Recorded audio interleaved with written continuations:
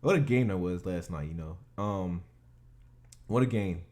And before I get into how good that game was, by the way, if you're new to the channel, I would appreciate if you drop a like, subscribe, do all that good stuff.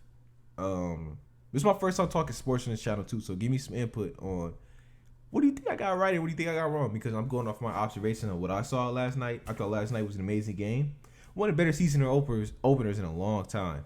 It was a very good game. Maybe since the Falcons Eagles game.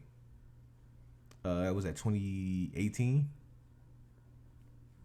Yeah, but it was a very good opening game. I thought both teams did a lot of good things. I thought both teams made a lot of mistakes. I like the play calling for Dallas, especially offensively. Defensively, they got to put more pressure on quarterbacks. They did put some pressure at times. Got to be a little bit more consistent. And Anthony Brown, he's got to play better if they want to win games, because Tom Brady took advantage of him throughout the duration of that game. He really did. And for Tampa's offensive line played amazingly. I wanted them to run the ball a little bit better, and their play calling has to get slightly better. But you're the defending champs, you have a little bit more room for leeway. On the interception that Tom Brady threw off the screen pass to Fournette, he threw that ball a little bit too high, and that's why he got picked off. Even though Fournette dropped it, it bounced off his head. He threw it a little bit too high. And I feel like in that play, if you want to call it screen pass, Gianardi Bernard should have been in the game for that scenario because he signed him to catch passes. If I'm correct, I could be wrong. And defensively, they put pressure on Prescott at times. He was able to avoid it. I liked how calm Dak Prescott was in the pocket throughout the duration of his game. He really only scrambled out the pocket when he had to. He threw a lot of passes toward the sideline. He put his guys in the best position to catch balls. Like I said, Brady was really good. Brady was really good too himself. They mixed up short. They threw it at all three levels. Both teams did. I believe that Tampa did a lot. They did a lot of good things on both sides of the ball. And like I said, Dallas has some work to do, because I seen defensively they're better. They're obviously better than what they were last year. But they still got some improvement to do. Michael Parsons, I thought for a rookie for his first game, I thought he played pretty good. On the touchdown pass though to Godwin, which was a slant pass, like when they motioned him out, I think he was a little bit too close to the line of scrimmage. Just a little bit. Just a tad. And if he was a little bit further back, Brady probably has to hold that ball for half a second longer. And who knows what happens if that happens. So he played pretty all right. And I did like the fact they were rotating their linebackers, and they had a good rotation. They was looking at Van Der Esch and Parsons. They were rotating the two of them. I think Jalen Smith and I'm trying to forget. I forget the other linebacker's name. But they were rotating linebackers. They did a good job of doing that. And really, only problem in the secondary to me was Anthony Brown. I thought the secondary played pretty good. They played good enough to win the game.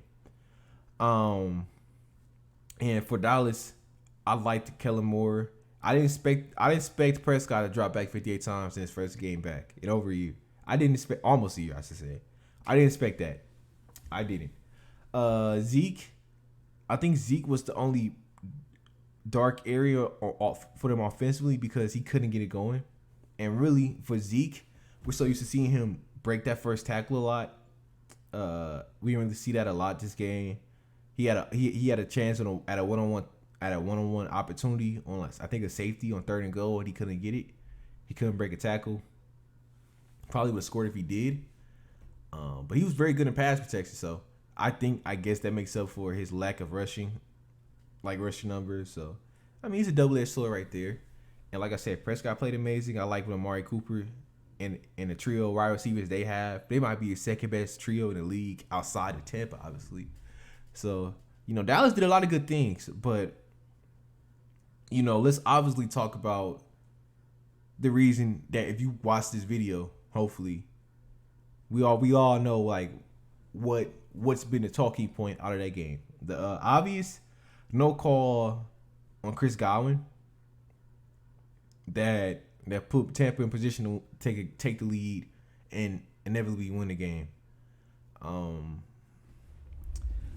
And I believe that you can go into two camps with that. It's two camps with that. It's the camp on Tampa side where they feel like nothing was called for them throughout the duration of the game, which Vita Vea, from what I saw, he was getting held a lot from when I was watching the game, and from what I seen, which is true. And you have the Dallas side that feels as if they were robbed out of a win. And I don't think either person is completely right, but not everybody's completely wrong in this scenario. So, first off, let's address Tampa Bay since they won the game.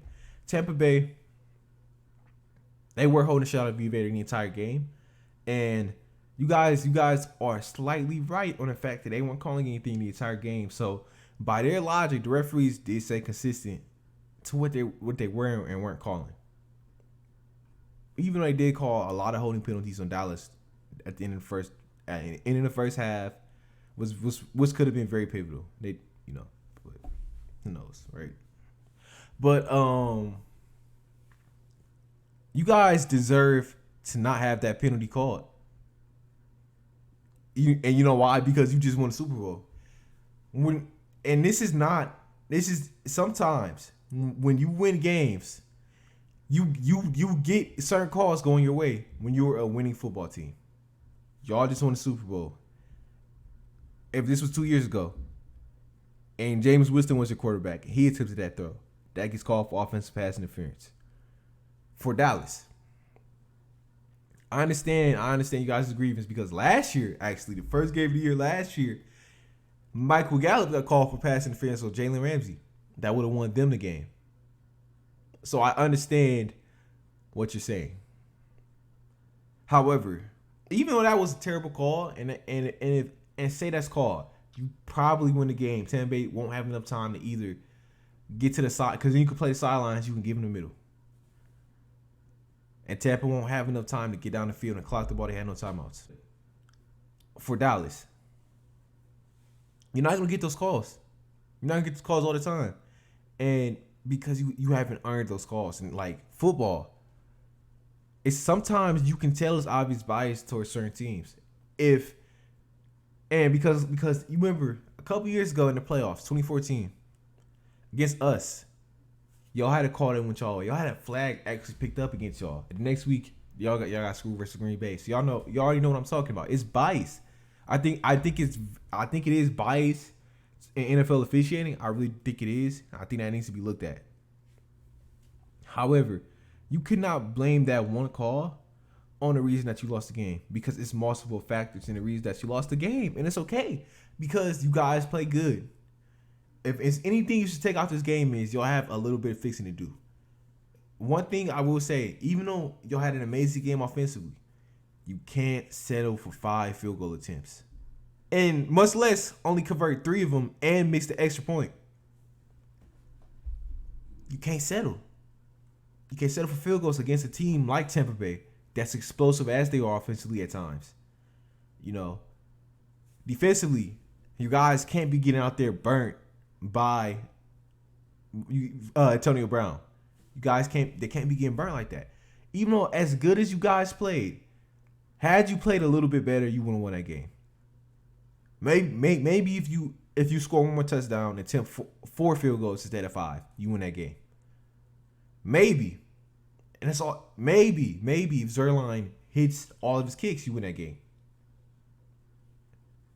But for what I know, as a Lions fan, you can't settle for field goals against the good teams and expect to win games. Never works. So for Dallas,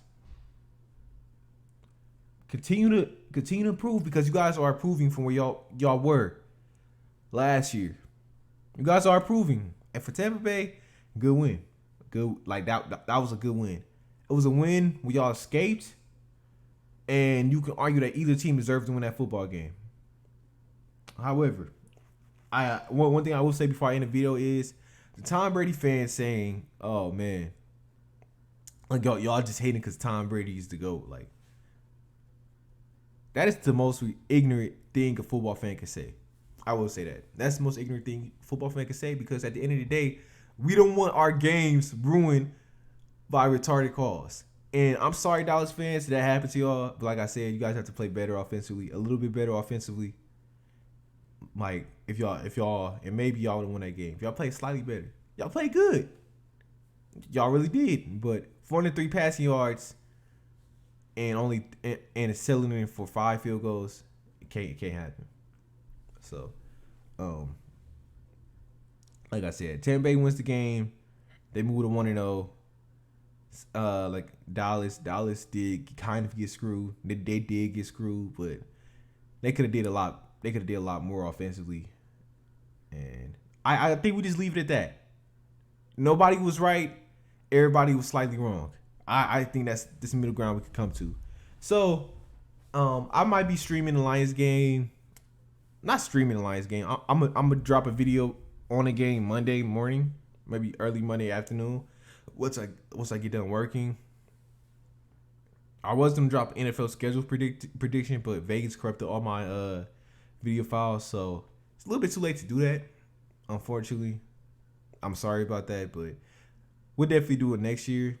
And like I said, I'll be back on Monday with some Lions content, and you know, like I said again, Cowboys fans, I'm sorry.